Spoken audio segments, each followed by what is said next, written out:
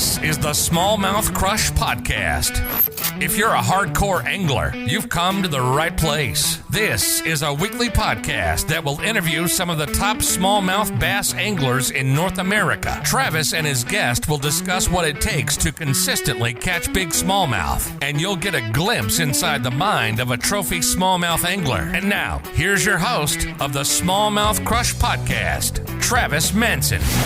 Hello, welcome to the SmallmouthCrush podcast. My name is Travis Manson. Today's guest, we're talking big smallmouth like we do every week. I hope you guys are digging this podcast. We got a lot of amazing anglers. But this angler today, Joe Balog, if you've been living under a rock, he's one of the top smallmouth bass anglers in the country, dominates the Great Lakes, the big water, has won hundreds of thousands of dollars back in the day, and he's never fished on the professional circuit, never fished the FLW Tour or the Elites. This was all opens and regional events. And a lot of the products that you and I use today was based off of his recommendations, whether it be side image, whether it be the baits that we catch smallmouth with, whole bunch of stuff. It was a fascinating interview. I can't wait to share that with you. But before we do, I do want to talk about the Reel Shot. They carry the most wanted tackle that a SmallmouthCrush fan could want. Top brands like Megabass Jackal, Evergreen Z-Man, Daiwa Shimano, Dirty Jigs, Omega Custom Tackle, Kai-Tech Guggen, all kinds of stuff. St. Croix rods, and so much more. The Reel Shot's easy to shop website will make selecting product super easy with fast same-day shipping. They will help get product in your tackle box before your next tournament or your big bass adventure. So anytime you need to find the latest in bass gear on your favorite and trusted baits, make sure to check out the reelshot.com. Use my promo code SmallmouthCrush15 at the time of checkout, and they're going to give you 15% off your order. All right, the man, the myth, the legend. Let's bring Joe Balog on. How are you? Well, I can't complain. We're talking smallmouth. We're talking big smallmouth, trophy smallmouth. I know you have a lot of experience when it comes to smallmouth fishing, although you're down in Florida right now. How many smallmouth are living in Florida right now? None. And I don't even have one on my wall, so none. There's photos, but no live smallmouth. Okay. So talk to me about that. I mean, there's so much we want to get into. What are you doing in Florida right now? Well, I have always, had a thing for Florida and Florida bass fishing, and that was something that I started doing at a very young age with my dad. That was our vacation. Little history on me, I grew up in Ohio and started my career on Lake Erie. My dad was a charter boat captain on Lake Erie off and on, and my family was all involved in the Lake Erie fishing, so that was my natural go-to. But my passion was still Florida largemouth fishing.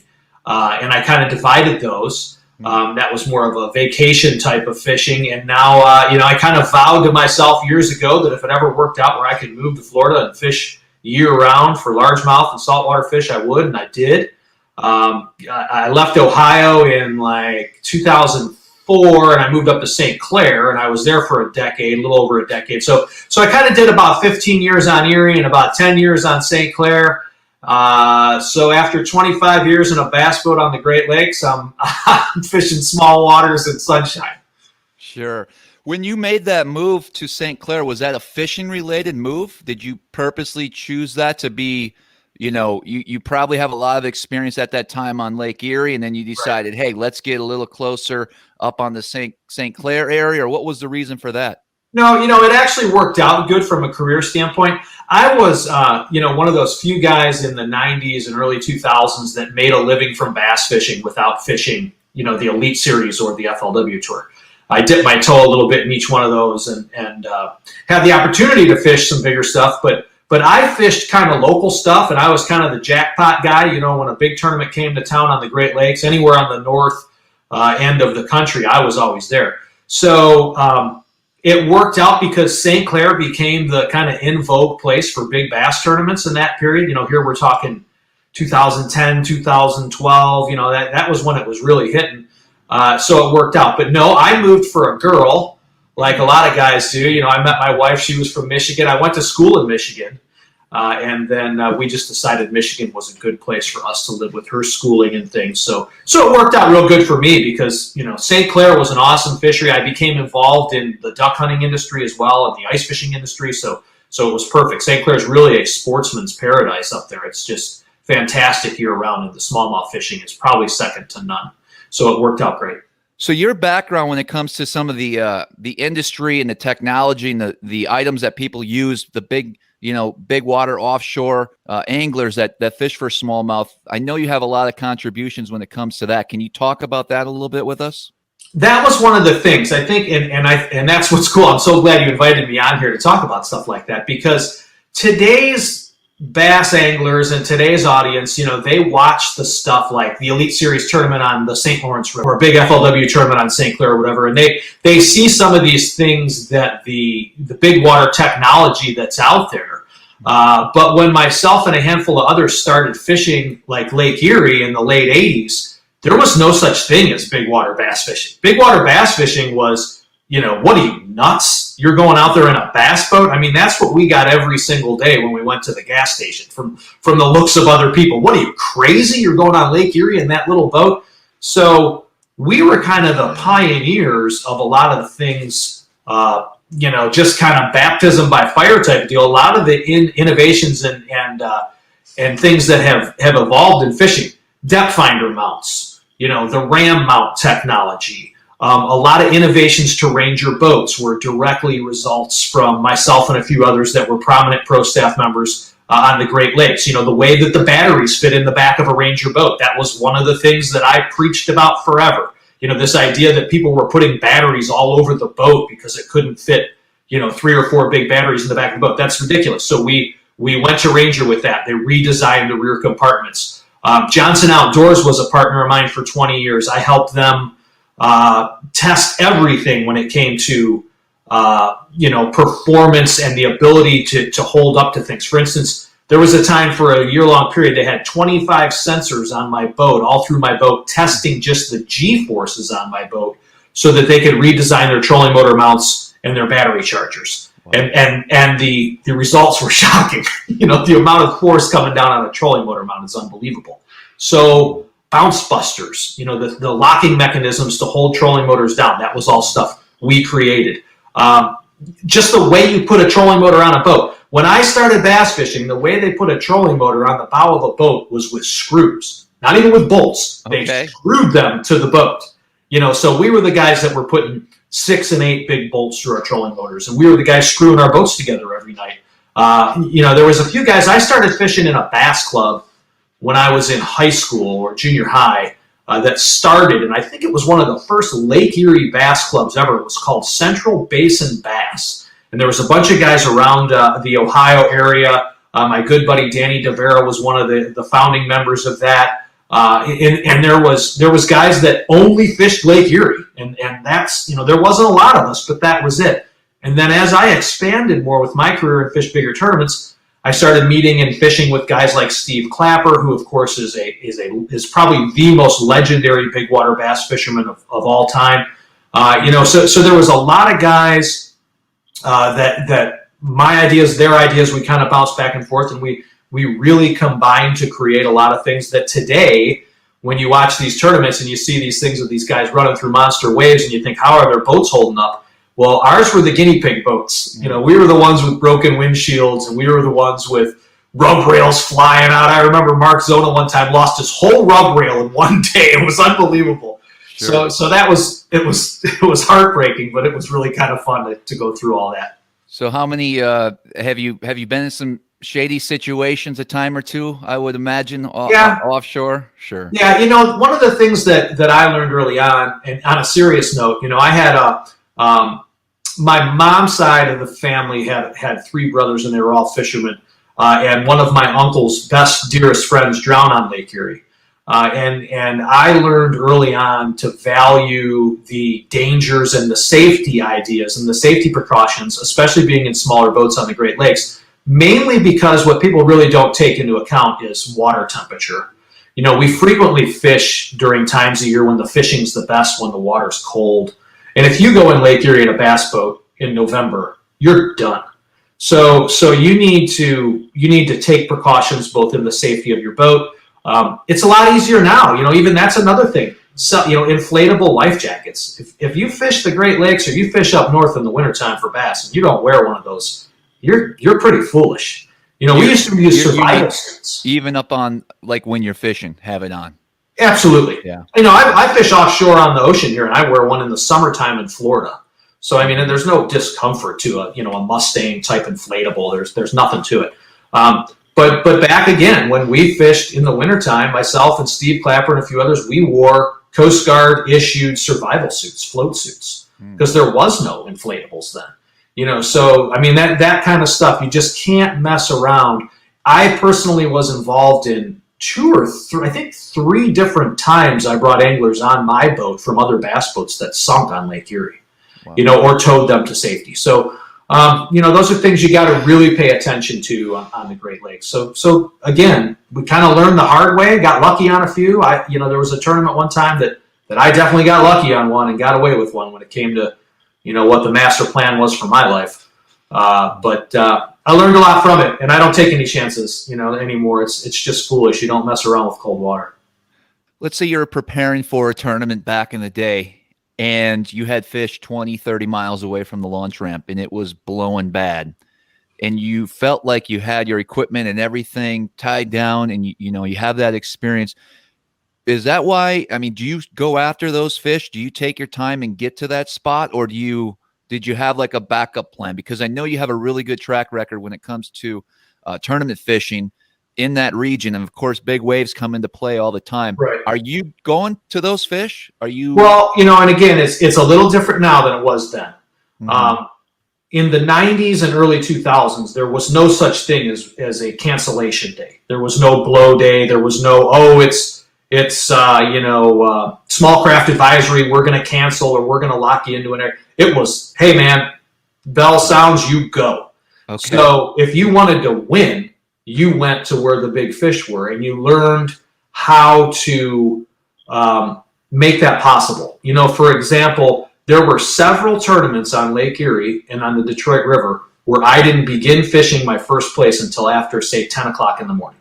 Mm-hmm. Now we're launching at 7. So there was several times that I ran 2.5 to 3 hours, one direction to fish for 2 hours to run 3 hours back. Not because it was so far, but because it was so rough. Right. You can't go fast when it's rough. You can if, that's another misconception, and I hope you're going to sidetrack me like crazy. No, that's fine. But, you see big tournaments today, and you see like an Elite Series event, and you see professional celebrity anglers, running very fast in big waves. You can get away with that once a year. Mm-hmm. You can get away with that on the final day of the tournament. But if you fish, say, a big tournament on Saturday, and the next weekend you got a tournament on Saturday and Sunday, and you're trying to fish a Wednesday night or in between, and you're trying to work and you're trying to do other things, after about a month of that, you might as well throw your boat away. Yeah, so you make a very good point. That's yeah, you can do anything once. I ran a couple times where I destroyed my boat on the final day of a tournament. But if you want to compete every week, you learn that you have to go slow. And you just have to take the waves for what they give you, and you have to be patient. And if the fish are biting, on the Great Lakes, and it's rough, and a lot of times they bite when it's rough, it doesn't take a lot of time to catch them. So, answer your question, in those scenarios, yes, you would go. We would... Specifically, myself and other guys that did real well in tournaments, we would always have wind areas for when it got bad. For instance, a lot of people that have fished Lake Erie know Pelee Island. I would specifically practice around Pelee Island, a little bit on the west side, a little bit on the east side, a little bit on the south side, because when it got real bad, you could still get on one side of the island or the other and get a little bit of protection and be able to fish. So that was always the thing. In today's day and age, I think with the way big tournaments are, you don't even have to do that, because if it's bad, they don't let you go, for the most part. So it's a little different world in that sense. But yes, you just had to go really, really slow. And sometimes, that got the best of me. There was tournaments. I remember a tournament I lost to Larry Nixon on Lake St. Clair, and I had to go all the way to Lake Erie. And I tried to win that last day, and I just couldn't get there and back and have any time to fish. And the guys that fished on St. Clair and in the river, they had a full day. So sometimes it bit you. Other times, I remember a tournament, I was one of the only guys to run, and I won. So it can go both ways, but you just got to go slow. That's the deal. And it's so monotonous to sit there and look at your GPS and go, okay, I'm going 12. I'm going 15. I'm going 14. And you think, I have 27 miles to go. And you're just going 14 miles an hour. But in 2 hours, you'll be there. And you gotta be ready when you get there. And if you get there, the old adage was, a buddy told me, if I get to the fish with no trolling motor and no depth finders, it's done me no good. So you got to get there in one piece. That brings up my next question as far as technology. Back in the day, your standard 2D sonar, right. And then of course side image came along. Right. How has that changed, fishing, I guess, from your perspective? Well, again, when I first started fishing tournaments on Lake Erie, 2D sonar was the only thing there was. There was GPSs that were just plotter screens. That's all there was, and they were just coming out. We still used flashers for any high-speed travel to record, the bottom, and we would run around on calm days on Lake Erie with flasher. I mean, we took paper charts and did the old, like you see in pirate movies, with to actually plot the approximate longitude and latitude of reefs. And we ran out with a flasher on a calm day to find those reefs. Now you get, a Lake Master chip or whatever, and you go right to it. So it has changed tremendously the sport as far as navigation, as far as the ability to get on the sweet spot. I mean, any veteran of the Great Lakes will have the same story, that they remember when the chips came out. That whether it was Lake Master or Navionics, when those came out, you suddenly started seeing like people from Alabama on your sweet spot on Lake Erie, during a tournament. And you're like, how is this even possible? It took me 15 years to find that rock pile. Wow. Well, the chips showed you right where to go. That was a huge breakthrough. Side imaging, in my opinion, was probably the most revolutionary breakthrough ever in deep structure fishing on the Great Lakes. I believe I was the first guy to have side imaging on Lake Erie, so I remember the first time I turned it on. I mean, I remember in my mind, I can see in my mind's eye what the screen looked like, and it was like, oh my God, it's like they drained the lake. I could see everything. Underwater cameras were a big player and still are, and are huge, especially for scouting, especially for determining what kind of fish you're marking. That's awesome. So technology was huge. GPS spot lock trolling motors, again, unbelievable difference. That was something I helped design too, and test. And now forward-looking sonar, not something I'm using, but I know if I fish the Great Lakes in tournaments, in bass tournaments, if they're going to allow that technology, you need to have it. There's no question. In some places it won't work to your advantage, but in a lot of places it will be absolutely imperative. Mm-hmm. So yeah, technology has really, really come a long way. I think what it really changes, or what you really see about it, is that it's actually making the fish more difficult to catch. I saw that in my career. The fish went from, in the old days, you went to a reef, and let's say the reef came up out of 25 feet of water to 18 feet of water. Mm-hmm. And there was one rock that came up to 16 feet of water. The fish were always on that rock. I mean, you didn't look around. You went to the that's what came to term the juice. I mean, that's where it came from. You would go right to that rock and drop your bait on it, and you'd catch the fish. And then as we started seeing more people get better at fishing, better at finesse methods, better at boat control, the fish started to expand more and start to occupy more places that weren't necessarily so great looking on the graph. And then as we started to see even further, the Great Lakes regulars, the guys on Erie that won a lot of money, we started to find that the way you fished was different. You no longer pulled your bait with the current. You started moving your bait against the current. You started drop shotting, where you would push your boat back up into the waves. You started looking for fish in between two pieces of really good structure, just down in a little saddle or something obscure, because I think the fishermen were moving them around. Sure. So with forward-looking sonar, my prediction is going to be, it's going to be really, really hard to catch fish in years to come. But it'll be doable. People always figure out the next bait, the next way, the next super realistic thing, the best line. You're just going to have to really work at it. Right. You know, so technology always changes the game, especially on the Great Lakes, because it's all you need. You know, it's not like here in Florida you can go fishing and catch a big bag without even using a graph. Right. But up there it's the number one tool. Mm-hmm. Well, you mentioned something about baits, and I do have a couple questions about that. As far as in the beginning on the Great Lakes, and then the introduction of gobies, what have you seen as far as soft plastics, and how has that progressed to today? In the early days of smallmouth fishing on the Great Lakes, typically the baits that most people use, even before, again, I feel so old. I'm talking about before there even were tube jigs. We used lead head grubs. You know, you used a big grub, which was kind of a borrowed piece out of the playbook of Tennessee and Kentucky and stuff, where a lot of guys just kind of fished with 4 and 5 inch grubs on a lead head. So we used those on Lake Erie a lot. We used a lot of metal baits early on, spoons and blade baits and things. And that's what's funny about lure selection, is that blade baits and spoons and those, I mean, all those baits still work. And blade baits, you'll see like a resurgence of that stuff. Like every 5 years, there's a bunch of articles on blade bait fishing. But people that I know that fished before me in the 70s on Lake Erie fished with blade baits. So I mean, that's always something that's been one of the key players, because it's a real efficient bait for deep water and cold water. But when it comes to plastics, you know, we went from grubs to tubes, we went from tubes to drop shots. And when we first started using drop shots, the basic reason we were using drop shots was the old method of fishing on the Great Lakes was to throw a tube jig out and drift along.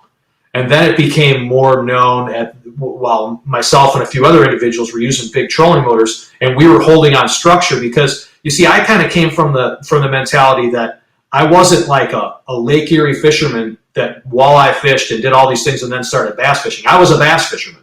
So when I went to Lake Erie and I started fishing with some people that fished there, and we would drift over a big reef, and when we'd get to that one rock, like I mentioned, we'd catch 2 fish, and then we'd keep drifting. And I would be like, the fish are up on the rock. Like, why are we drifting? So we came up with ways to hold the boat on specific targets. We came up with a number of different pieces of equipment to make that easier. And then naturally, drop shot fishing kind of really fit into that mold, because here's fish that are getting more pressure. Here's fish that finesse fishing is catching more of those fish. We saw warmer water temperatures throughout the years. The fish were a little bit more sluggish. The tube jig deal, although it was still working, we started seeing bigger numbers of freshwater drum, which people call sheephead up there. That was like a problem with tube jig fishing. So drop shot really fit for bass fishing. But then again, when I was doing it, when we first started doing it, we just borrowed the page from somewhere else. Drop shot fishing was, you know, a robo worm. That's what the guys on the West Coast used. That's where drop shotting came from. You know, it was a technique from Japan that came to California. It got popularized in California. Guys are using robo worms. That was the way to go. We're using robo worms. I'm out on Lake Erie. I'm fishing with a robo worm, and the fish are spitting up gobies. And that's when I kind of had a light bulb go off. I'm like, why are we using worms? So that's when I designed the first ever goby lure, which was Poor Boy's drop shot goby. And then, you know, it's a worm tail, but it's got a round head. It's got a smaller profile. You know, we made it flat so it fluttered. It really kind of rocked down. It fluttered, and it looked just like a goby. The fish were now feeding on gobies. We had a big population boom of gobies in Lake Erie, and that bait, in the first year it was on the market, it won like every single big bass tournament on Lake Erie for over a year. It was unbelievable. I mean, people that never even did good in bass tournaments were using that bait and winning tournaments. It was crazy how those fish ate that bait. Sure. So that's all you needed, you know. And then from that, we saw other things evolve. We saw the scent factor became a really big thing with the introduction of Berkeley's Gulp products. That was like a smallmouth thing. People were like, look at this Gulp stuff, how they like this Gulp stuff. We saw better quality plastics like, you know, little darter baits and little worms and little Japanese hand pours and things that just had better action.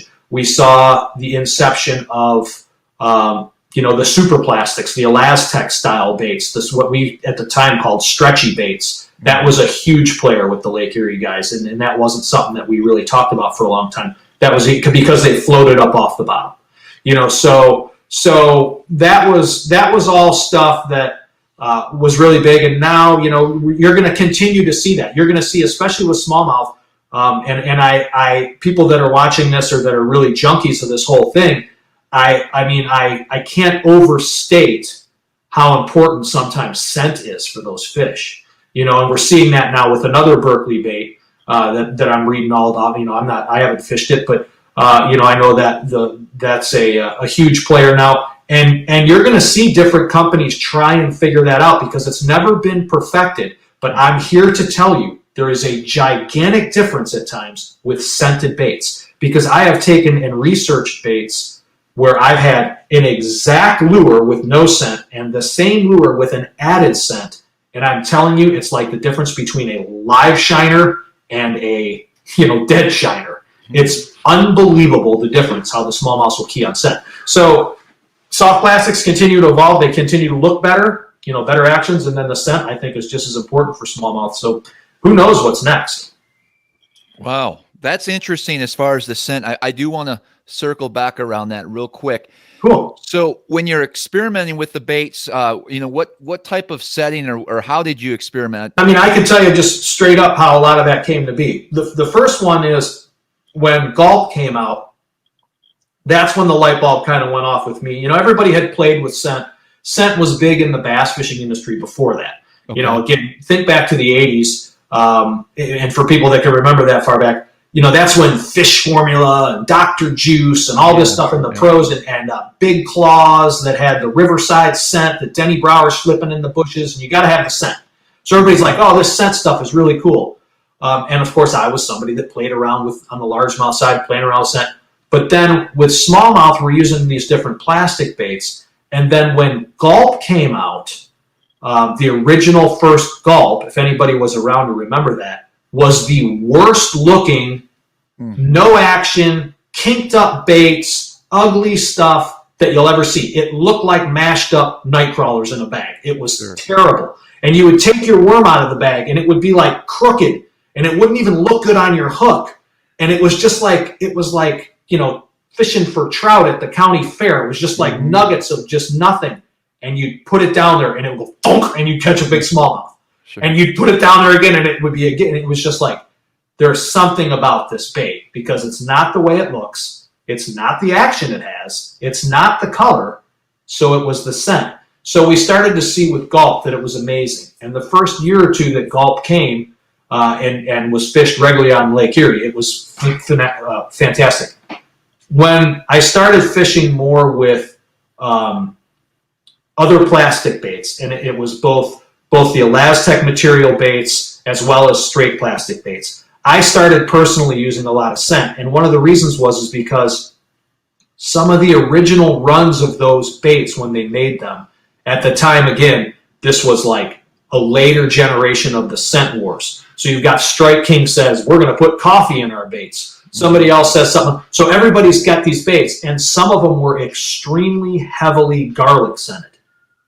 And those baits seem to outperform other baits. And you would have 3 or 4 packages of baits in your pocket or laying on the front deck. Mm-hmm. And you'd take a bait out and you'd catch a fish and the bait would fly off the hook. And you'd put another one on and you wouldn't catch it and you'd go, I'm going to go back to that bag I was using with the garlic. And you'd put it on and you'd drop it down and you'd catch a fish. And this would happen over and over and over. So it got to the point where myself and a few other people that were fishing Lake Erie tournaments all the time, we had handfuls of baits that literally we wouldn't let people see or smell or anything. Like where you do this deal when you hook them on so the co-anglers don't see them. Right. And you, when other boats are around you, if they're hanging off your rod tip, you put them in the water so that they can't see them, or you lay them on the front deck. You come in at the end of the day at weigh-in and you take all your baits off and leave your rods on the front deck because you want the press to see your rods, right, and your sponsors, but you don't want them to see your lure. Sure. So some of those garlic baits would catch fish. I then got a number of other baits that were the exact size, shape, manufacturer, and color, And the following year, there was no garlic added to those baits. They didn't smell like anything.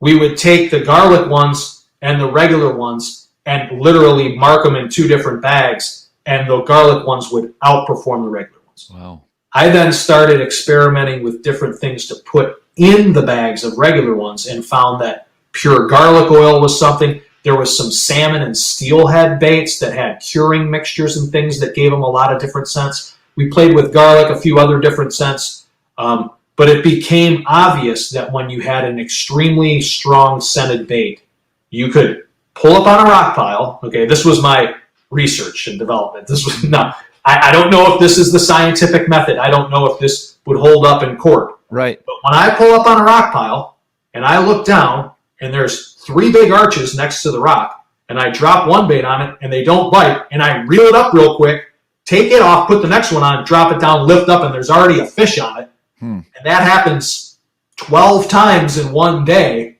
something's going on. So that's exactly what it was. It was just continuously plowed into fish until you figured out that one was preferred than others. Now, I don't know if that's still the case today, and I did see swings in the fish's behavior. I can't tell you why. You can call me crazy, but gulp was, I said gulp so many times. That was a perfect example. The year that gulp came out, which was probably like, I don't know, 03, 04, something like that. Like there was like 3 years. It was unbelievable. And after that, it wasn't any better than just using a Zoom worm. It was not any good anymore. So, and here we're seeing it again with this, what is it, a flat max or something like that? Max scent. Yep. Max scent, yeah, flatworm. That's, the pros are on that. They're not on that because they all get free stuff from Berkeley. They're on that because they know they need to use it. So you have another example right now. It's fascinating stuff to me. Smallmouth are fascinating, especially in that regard. Sure. No, I'm always curious about scent. My theory is if I'm in a tournament, I certainly marinate it or put it on during that event to give me a little extra confidence. But maybe it's something we need to start using even more on a regular basis if we want to have fun and catch some fish too. It's not. Yeah, I've been a big believer in scent for all different kinds of. I talk to writers and people all the time that have fished their whole life that are big believers in scent. Is it a cure-all? Not necessarily, but I do think it's a factor. I think we underrate wildlife as it is. You can go through so many different aspects if you're an outdoorsman, which I've been in the outdoors in all different facets my whole life. And when you do stuff like you see a duck, that tracks somehow some kind of invisible magnetic line from North America and Canada down to Mexico, and he lands on the same spot on the same lake year after year after year with no GPS. Sure. We underrate wildlife. Yeah. No, that's fascinating. I'm sure bass can smell. Sure. Do you think that fish is smelling that bait and then, that extra sense allowing them to maybe hold on to it longer? I think personally, especially like on Lake Erie, Lake Erie is kind of an anomaly in its sense that, frequently the water is not that clear. Lake Erie has a lot of algae blooms and a lot of content to the water that a lot of times, water clarity is only, say, 2 feet. It also gets much, much warmer than the other Great Lakes, which lends itself to some algae bloom. So you frequently have water temperature in the upper 70s that's kind of milky and kind of dirty, and it seems scent comes into play. I think a lot of times the bass on Lake Erie really can't see. I think a lot of times if you go down 25 feet in the middle of summer on Lake Erie, I don't think there's hardly any light penetration. And I think those big smallmouth utilize scent that comes from the current, that waves of current take scent to those fish, and they investigate that scent just like a dog trails a duck. I'm using ducks again. If you duck hunt with a dog, there's times you can see a Labrador retriever smell a duck on the water, be swimming across the lake, get to a spot, make a 90-degree turn, and swim the scent of the duck up into the marsh. So it's logical to think that the smallmouth, 4 feet down current, 8 feet down current from the rock pile, smell the wave of bait coming to them and track that scent line to that bait. I don't think that's that complicated at all for those fish. So does it? I think a lot of times too, you see when you fish the Great Lakes and for smallmouth, a lot of times those applications are, your bait's in the same spot for a while. When you flip docks for largemouth, even if you work your bait a couple times, your bait's only next to the pole on the dock for 1,001, 1,002. You reel in and flip to the next post. Sometimes when you're drop shotting for smallmouth, your bait might be down there 20 seconds on the same spot. So maybe that has something to do with it. Maybe they're just the type of fish that you scent. I mean, salmon use scent like crazy. So who knows? What would you say is your biggest strength when it comes to smallmouth fishing is? Well, I've always felt like the biggest thing with smallmouth, and I'm sure that most of the people that listen to this and watch this are probably, pretty diehard smallmouth people, probably a lot of them tournament fish. What you find is the guys and girls that are really good at smallmouth fishing kind of look at it a little bit differently than traditional bass fishing. Traditional bass fishing, and I'll kind of go into that because that's where you get a lot of this talk that you see about, smallmouths move a lot or smallmouths don't act like bass or whatever. Smallmouths don't necessarily, especially on the Great Lakes, they don't necessarily live like a largemouth. Like a largemouth will live up underneath a pontoon boat for the whole summer. And when you skip your jig up underneath the pontoon boat, you catch that largemouth. Well, that's not how smallmouths work. Smallmouths usually travel in groups. And what they do is they basically go from one good feeding opportunity to the next. And they move in order to go through those feeding opportunities. And they rarely stay idle in one place. So it's not that you go to a place and that your smallmouth have left. Like you hear that all the time from tournament fishermen. I had all these smallmouth located, and dang, smallmouth, every time I find them, they move on me. They do move, because when you found them, they were moving. You just happened to cross their path. They don't necessarily sit in one spot day after day. But if you'll move around in the general area you found them in the first place, chances are you'll find them again. So you have to approach smallmouth that every single day is a unique day. Every waypoint you have in your GPS from, say, your practice period or your good day last week or whatever, that's a starting point, and it's relative. You don't even really have to zoom in that close with your GPS most times. You just got to get around there because every day is going to be different. And you need to continue to move until you find the big groups of active fish. And you can't slow down. So one of the things that always helped me do really well in tournaments was my willingness to move and my belief that eventually I was going to run into them.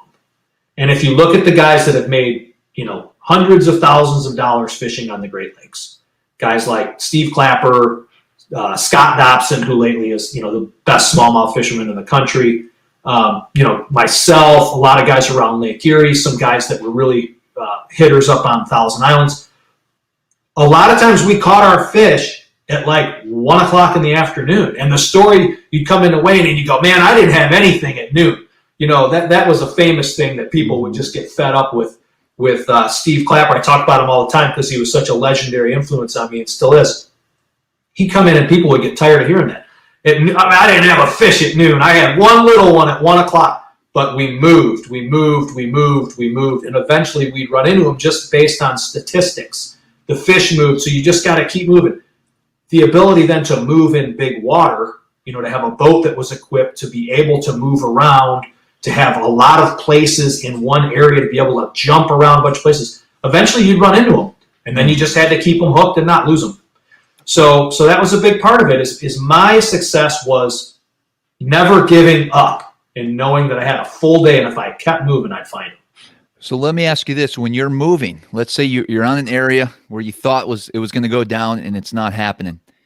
When you say you're moving, are you going to history, other areas that you've had marked in practice, or is it kind of a mixture of you're actually just going out and starting fresh, looking for new fish? Yeah, it really depends on the place. Okay. Now, my experience, I did real well in a lot of tournaments up in New York. I have done well in Michigan, Ohio, all across the big water region, let's say.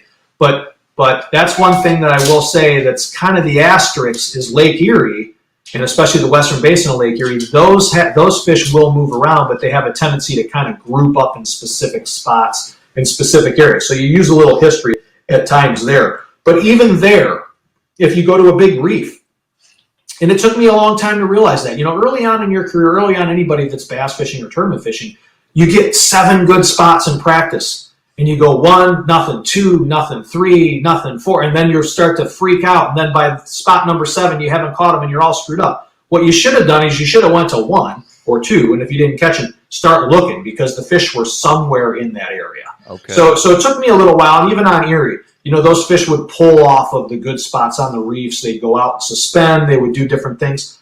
You pick them up in places you didn't even think were that good. A real famous place for that, and what really fishes more like traditional smallmouth, is St. Clair. St. Clair, the fish are just relative. You go and you run to your first area and you turn your motor off and you start looking. So you got to move around. So yeah, maybe you had an area that had a big school of fish in it and you're looking from spot to spot in that sense, but you need to spend a lot of time on the trolling motor. You need to keep moving around looking, because history very rarely repeats itself. Now, there were key spots, especially in tournaments on Lake Erie, that you could say, for instance, I had a shipwreck that I routinely caught a big fish off the anchor. And it wasn't until we had side imaging that we knew it was the anchor. But it was an anchor from a shipwreck that laid off in the sand out away from the wreck. And if I could get over the top of that anchor, man, I could catch one almost every time. So yeah, that's a great spot.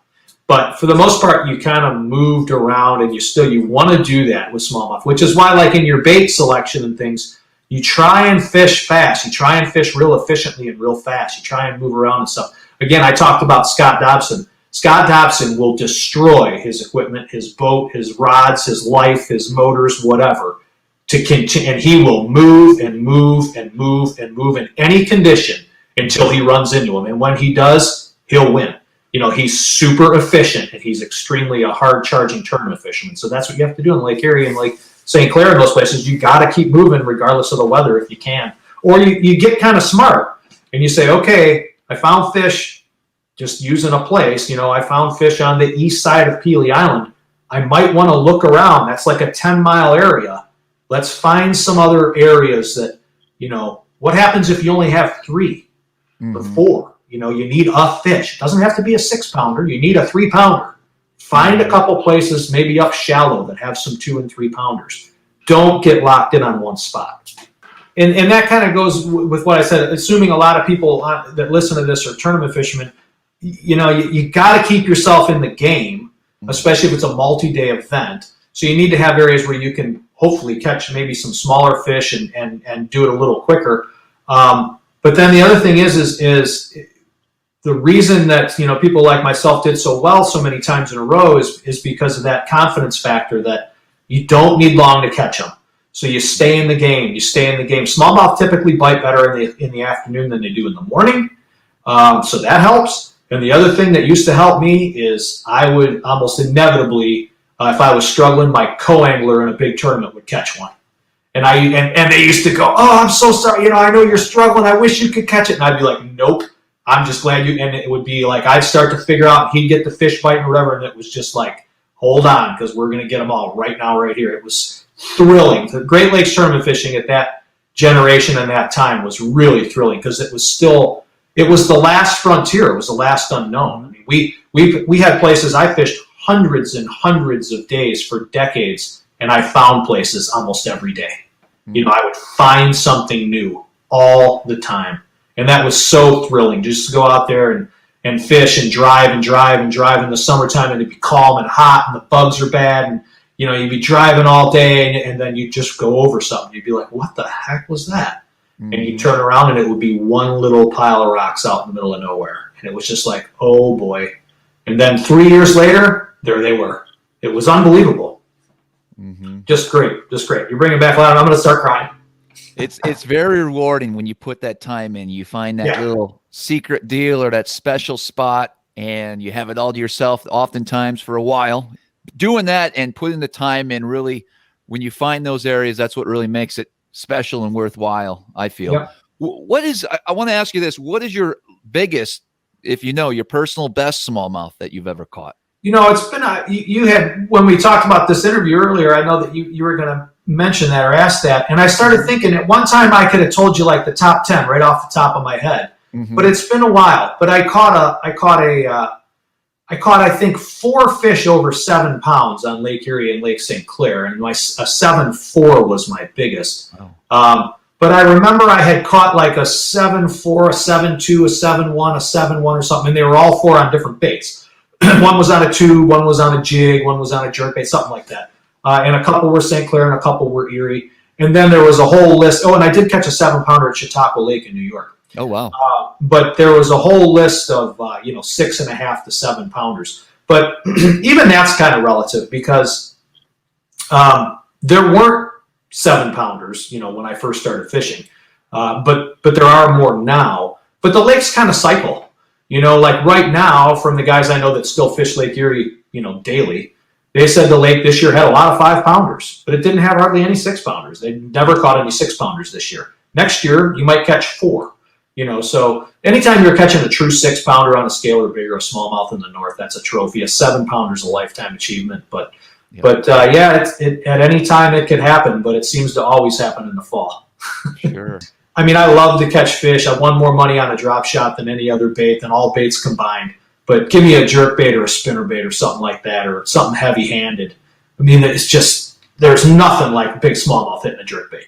So to go out and do that, that's my bread and butter time. But I see the treat of fishing all seasons for smallmouth. Topwater fishing in the early summer, or in the summer in the morning. Oh man, like some natural lakes in New York and stuff, topwater fishing in the summertime. Oh man, that's fun. Sure.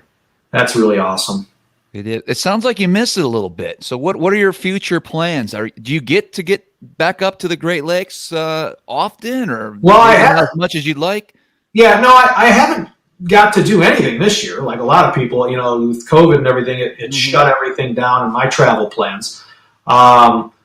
I still try and make sure I go to duck hunt, because duck hunting was a huge passion of mine around Lake St. Clair. I hope to go and do some more fishing, to fish with some friends more than anything, just to be in the boat with some guys that I spent so long and so many hours with in the boat, and tell stories like these and remember those times. But it's hard. My dad's got a place on Erie. I could probably go anytime I want.